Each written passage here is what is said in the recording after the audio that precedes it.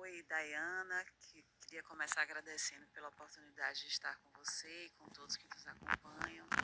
Então, eu sou professora e pró-reitora na Universidade Católica do Salvador, advogada há 25 anos, também previdenciarista, direito civil também e direito internacional e autora de algumas obras, entre elas essa obra que a gente deve lançar em agosto.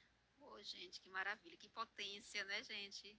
Competência, habilidades e socioemocionais, comportamentais, é a pessoa que está aqui na nossa bancada, doutora Germana. E vamos começar aqui a falar sobre como, de forma simples, doutora, esse funcionamento previdenciário brasileiro e a sua importância para a sociedade. O sistema previdenciário brasileiro ele comporta três regimes. O regime geral da Previdência Social é o maior, que abarca a maior parte dos trabalhadores, excetuando servidores públicos, que tem um regime próprio, e temos o regime complementar, que são as previdências privadas.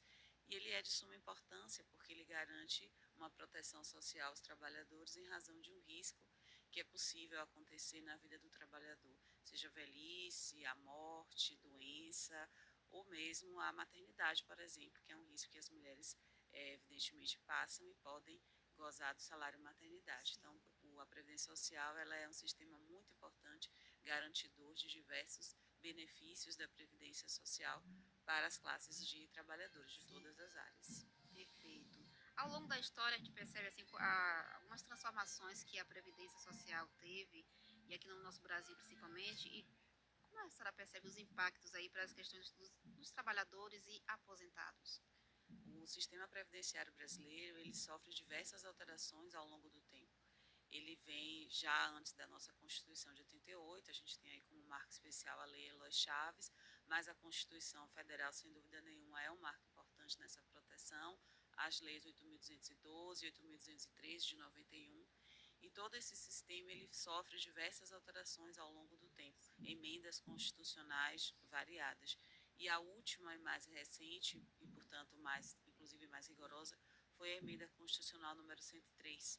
E esta emenda em especial, em 2019, ela altera o sistema de previdência social, sobretudo o regime geral, que é o regime maior, que abarca os trabalhadores da rede da iniciativa privada. Essa alteração ela coloca, por exemplo, as regras que foram alteradas no sentido da contribuição, né, os valores, a forma de calcular, a forma de, o tempo, que é a idade mínima foi um ponto importante que foi acrescido no que se refere às aposentadorias programadas. Então, a partir dali, nós temos os critérios da carência, 15 anos de carência para as mulheres, 20 anos de carência para os homens, atrelado ao critério da idade, 62 anos para as mulheres, 65 anos para os homens. Com essa alteração tão significativa, os trabalhadores vão precisar trabalhar ainda mais para gozar em algum momento do benefício da aposentadoria programada. Perfeito. Muito se fala na questão deficitária, né, da previdenciário de uma forma geral. Aí nesse olhar, nesse estudo que a senhora vem nesse caminhar, quais são os maiores desafios enfrentados atualmente no sistema previdenciário brasileiro? Existe sim esse argumento, que no meu ponto de vista, inclusive, é um argumento falacioso do déficit da Previdência Social.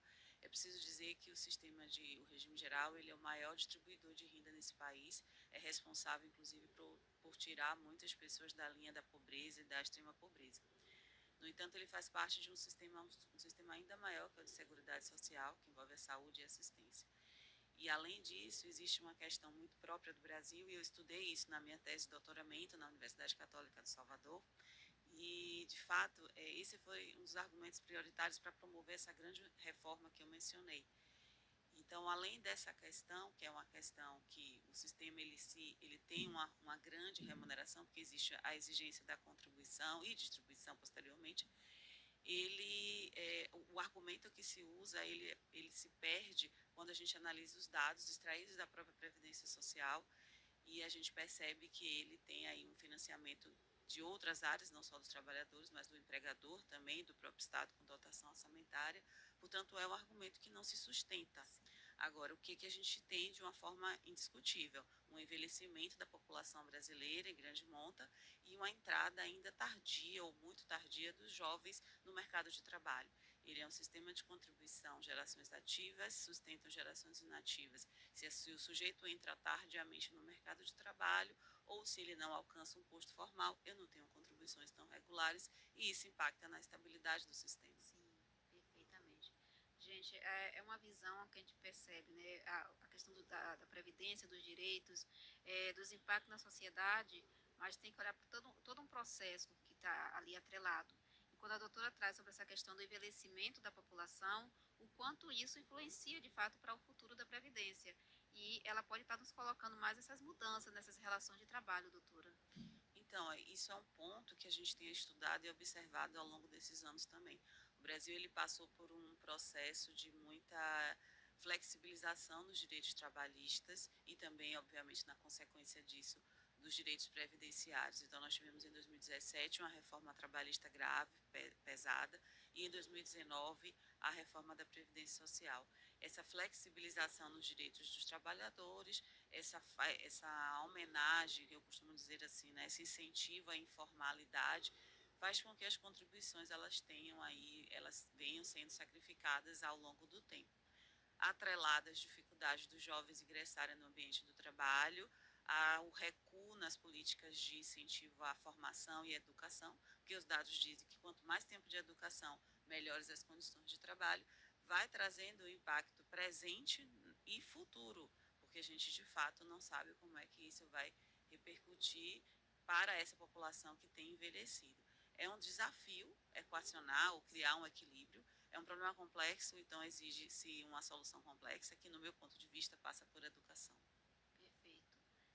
Doutora, antes de dar essas sinalizações, né, sobre recomendações, queremos saber cursos, palestras, né, na instituição, até a senhora mesma para estar indo, né, nas empresas, né, ou até viajando para outros municípios, para trazer essa clarificatude, né, acerca da Previdência. Nós temos na Universidade Católica de Salvador diversos cursos de graduação, entre eles o curso de Direito, que é o maior curso da universidade hoje, respondemos por mais de 2.500 alunos, e especialmente eu coordeno a pós-graduação em Direito Previdenciário. Então, eu estou na coordenação dessa turma de pós-graduação em Direito Previdenciário, e nós temos um grupo de professores excelentes, mestres, doutores, com diversas áreas de atuação, diversos nichos, porque a Previdência Social permite isso, e promovemos cotidianamente também cursos e palestras específicos sobre a Previdência Social, mas também sobre as outras áreas do conhecimento, especialmente do direito, para que justamente as pessoas possam acessar melhor essas informações. Então, eu convido a todos a conhecerem o site da Universidade Católica, perceber o nosso repertório, são 26 cursos presenciais, diversas atividades acadêmicas todos os dias, e é importante que as pessoas façam esse movimento de consciência e formação. Redes sociais, doutora? Na rede social da Universidade Católica, da senhora, da minha, da Universidade Católica, e da minha também, @professora Germana Pinheiro. Perfeito, gente.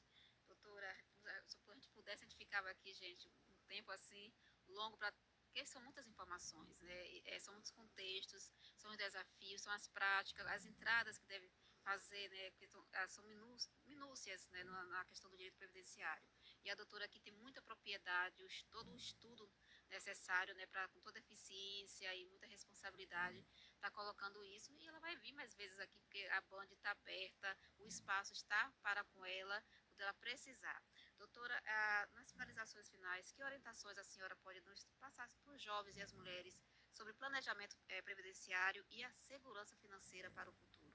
Eu diria às mulheres e aos jovens, e estudem muito, busquem informação e contribuam o quanto antes. As mulheres ainda ganham menos do que os homens nos postos de trabalho, isso repercute na sua previdência social. Os jovens precisam de mais formação para ter postos de trabalho mais seguros e dignos. E o único roteiro que eu imagino é o roteiro do estudo forte, firme e sério. Daí um convite para que essas pessoas, tanto homens quanto mulheres, mas sobretudo mulheres e jovens, façam estudo e ao lado disso contribuam para a previdência social. Se houver um desemprego no caminho, porque sempre é possível, mantenha suas contribuições em dias, ainda que na condição de MEI, por exemplo. Sim, perfeito, doutora, muito obrigada por aceitar estar aqui conosco, trazendo essa partilha com tanto saber.